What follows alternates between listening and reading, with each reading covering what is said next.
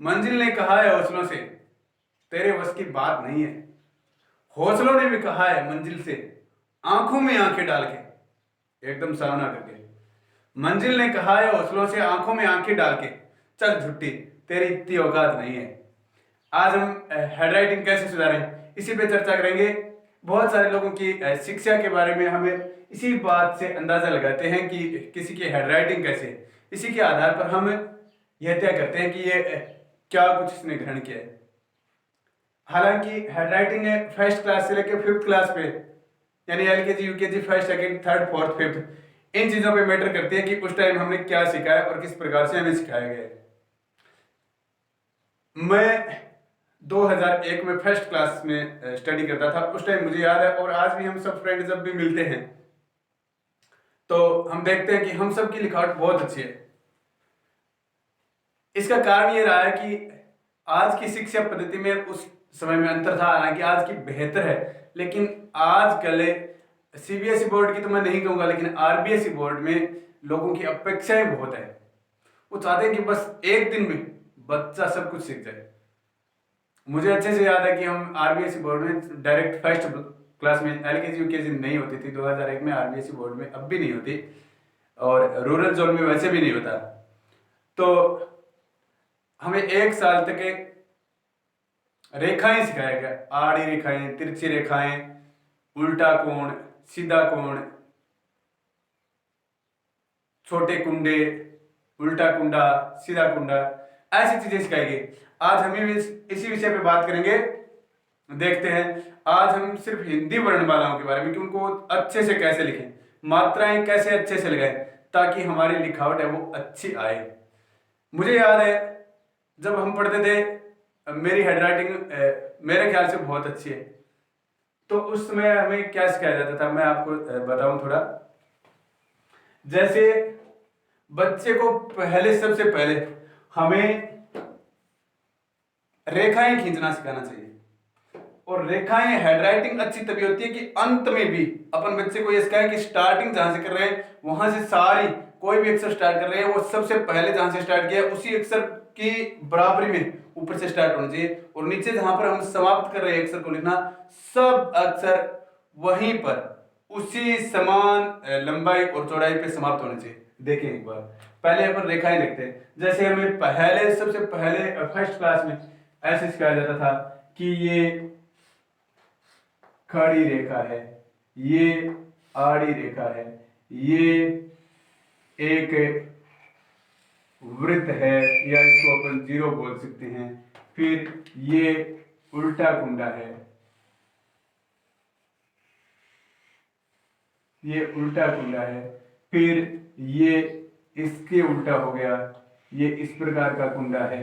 इस प्रकार की चीजें हमें सिखाई जाती थी। और इससे क्या होता था कि बच्चे हैं वो अक्सर में मोड़ महत्वपूर्ण होता है, मोड़ बाकी लिखते तो सभी हैं, मोड़ ठीक से सीख पाते थे। फिर इसके अलावा जैसे मात्राएं कैसे लगाना है। जैसे बहुत सारे लोग ऐसे मात्राएं लगाते हैं, जैसे अपन क लिखते हैं, पहले तो ये देखते हैं कि क को कैसे लिखें। जैसे क को लिखा, पहले ये एक आड़ी रेखा, फिर सीधा डंडा, फिर एक बिंदी, फिर एक उल्टा कुंडा। ये देखो ये कुंडा जहां पे सीखा है वो यहाँ पे काम आ रहा है। तो ये क जैसा हम लिखते हैं, देखते हैं मानक रूप में है वैसे ही है। इस प्रकार से हम क को लिख सकते हैं। फिर देखो अभी इसके का की मात्रा लगाते हैं, तो जहां तक ये रेखा आई है वहां तक ही ये रेखा आएगी, तो फिर अपना सुंदर रहेगा। फिर अपन देखते हैं कि कई बार छोटी की मात्रा देखते हैं लोग कैसे लगाते हैं, सामान्यतः जिनकी हैंडराइटिंग खराब होती है। ये अपना हो गया क। अब हम इधर से मात्रा लगा रहे हैं, तो ये जहां तक आया है इसी के नीचे यहाँ पे इसी सीधे तक आना चाहिए। फिर लोग ऐसे सीधी मात्रा लगा देते हैं, इस रेखा को यहां से खींचते हैं, ऊपर से भी नहीं खींचते, और यहां से लेकर के आके सीधी लगा देते हैं, या फिर इधर से सीधे चलते हैं ऐसे लगा देते हैं। तो फिर इससे मात्रा अच्छी नहीं होती, मतलब अक्षर की बनावट है वो खराब हो जाती है।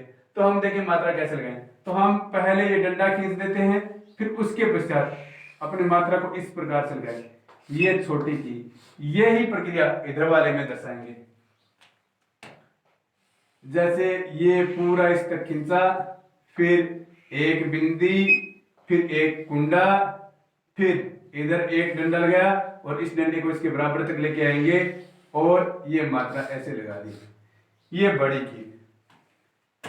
फिर हमने देखा कि जैसे ये वापस वही बिंदी, ये कुंडा, फिर इसके नीचे कई लोग ऐसे लगा देते हैं या फिर मतलब जैसे शॉर्टकट अपनाते हैं। इसमें मेरे ख्याल से ये बेहतर नहीं रहता।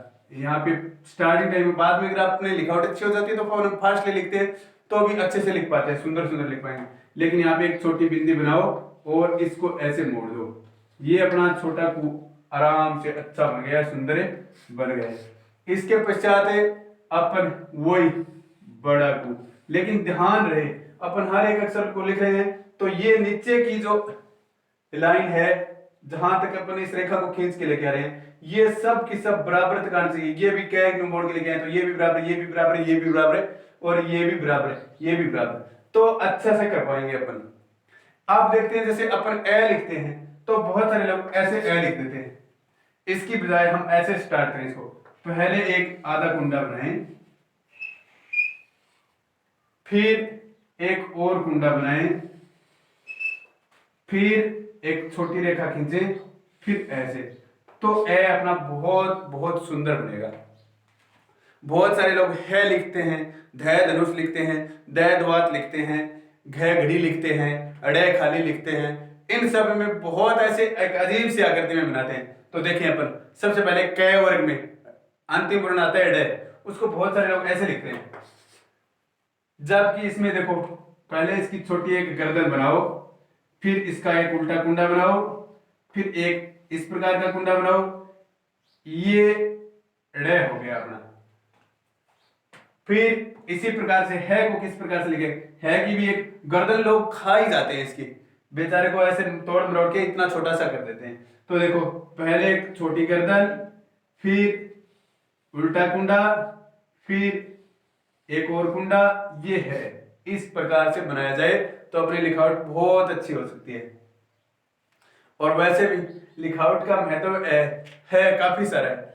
मतलब जैसे अपन देखते हैं कि एक बिल्डिंग, दो बिल्डिंग बनी है, एक बिल्डिंग में है वो कांच वगैरह लगा करके ऐसे शानदार जानदार बनाई है, उसकी आकृति भी बढ़िया है, वो भी एक बिल्डिंग है, वो भी 25 लाख की बनी है, दूसरी भी 25 लाख की बनी है। लेकिन जिसमें ऐसे बनावट अच्छी बनी है वो बिल्डिंग शानदार जानदार लगेगी, दमदार लगेगी, बेमिसाल लगेगी, खूबसूरत लगेगी, लाजवाब लगेगी, यूनिक लगेगी, अद्भुत लगेगी, ना जाने कितनी उपमाएं दी जा सकती है।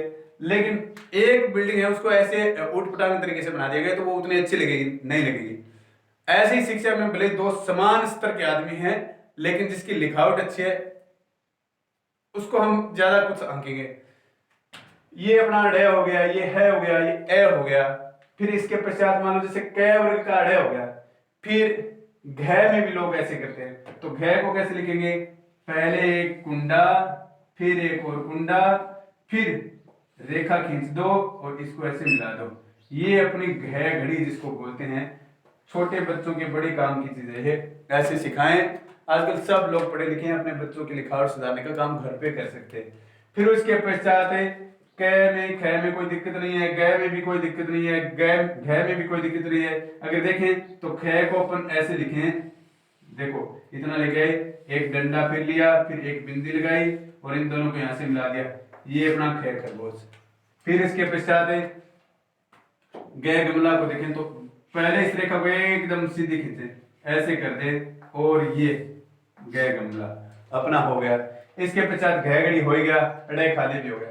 चाहे चम्मच को देखें अपन तो एक छोटी रेखा खींचे, फिर एक उल्टा कुंडा बनाए, ये देखो ये जो सबसे पहले अपन कुंडा देखे थे वो यहाँ पे काम आता है। फिर इसके पश्चात एक डंडा खींचे और ये अपना बन गया जैसे चम्मच। ऐसे 6 चित्ता को पहले एक कुंडा बनाया, फिर एक और कुंडा बनाया, फिर यहाँ पे छोटी बिंदी लगा दी, फिर एक डंडा खींच दिया और ये अपना 6 से छत्ता बन गया। फिर अपन देखते हैं जैसे जय झाज, तो जय झाज को यहाँ पे अपन ने ऐसे किया, ऐसे फिर ऐसे। फिर जय झंडा में बहुत सारे लोग गलत देखते हैं, तो पहले इसकी एक छोटी गर्दन बनाओ, फिर उल्टा कुंडा, फिर एक और कुंडा, फिर यहाँ पे एक छोटी बिंदी, फिर इस रेखा की सीध में ही दूसरी रेखा इधर खींच दो, फिर ये देखो छोटी ई बन गई है, फिर इसके ऐसे लगाओ और ये कर दो, ये झ झंडा अपना बहुत अच्छे से बन गए। ऐसे ही फिर अपन टै वर्ग में देखेंगे, टै में कोई दिक्कत नहीं है, ठै में भी कोई दिक्कत नहीं है। दै देखो लोग ये उसकी भी गर्दन खा जाते हैं, तोड़ मरोड़ देते हैं। पहले एक रेखा, फिर एक छोटी रेखा, फिर इसका मान लो पेट बनाया दिया, मतलब ये इसकी गर्दन हो गई, ये इसका पेट हो गया, फिर ये एक इसके छोटी बिंदी हो गई, और फिर ये एक इसकी रेखा में लोग देखो ऐसे मोड़ देते हैं, ऐसे मोड़ देते हैं, ये ठीक नहीं है। ऐसे लेके ये लेके यहां तक ले, ये रेखा जितनी खींची है उतनी ही नीचे वाली खींचो, और इतना एकदम से जैसे ये सीधी है वैसे इसको भी सीधा कर दिया जाए। उसके पश्चात ध में भी देखो, ध बहुत सारे लोग गलत लिखते हैं। ये देखो पहले छोटी बिंदी, फिर एक कुंडा, फिर एक कुंडा, फिर एक डंडा, ये ध से धनुष, ठीक है। अच्छा, न कोई दिक्कत नहीं है। फिर पै फै बै भै मैं, कोई दिक्कत नहीं है, ठीक है। फिर ऐसे ही है ना, सारे के सारे अक्षर बना सकते हैं अपने। जैसे कुछ लोग क्षेत्र में गलत करते हैं, तो देखते हैं क्षय को देखते हैं, पहले एक डंडा, फिर इस रेखा को एकदम से सीधा लेके आके ऐसे कर दो, यहाँ पे इसको ऊपर मोड़ दो, फिर इसको इधर चलाओ, फिर इधर, और इसकी सीध में ही यहाँ पे इसको मोड़ो, और ये क्षय और क्षत्रिय। ऐसे ही कुछ लोग जैसे त्रय त्रिशूल को ऐसे लिख देते हैं, ऐसे लिखते हैं, ऐसे लिखते हैं, ये ठीक नहीं है। त्रय एक डंडा खींचो उल्टे के की तरह इंग्लिश के, और ये ऐसे बहुत शानदार बनेगा। फिर गे को देखो, एक डंडा, छोटी रेखा, फिर इसका उल्टा कुंडा बनाओ यहाँ पे, फिर इस एक रेखा को मोड़ो और इसको सीधा इधर कर दो, ये गे से ज्ञानी बाबा। ये सब चीजें अगर हम देखें तो वास्तव में जिस प्रकार से अपने शरीर की बैकबोन के बिना शरीर का कोई काम नहीं है, या फिर शरीर का कोई औचित्य नहीं है, हम कुछ भी नहीं कर पाएंगे, वैसे ही हमारी लिखावट हमारे लिए, हमारे स्टडी के लिए, हमारी शिक्षा के लिए बैकबोन का काम करती है। तो आज की वीडियो में इतना ही, फिर कभी इंग्लिश की वर्णमाला के लिए मिलते हैं, फर्स्ट सेकंड थर्ड फोर्थ के लिए चारों अल्फाबेट अपन देखेंगे। तब तक के लिए शुक्रिया। अच्छा लगे तो शेयर करें, लाइक करें, कमेंट करें। जय हिंद, जय भारत।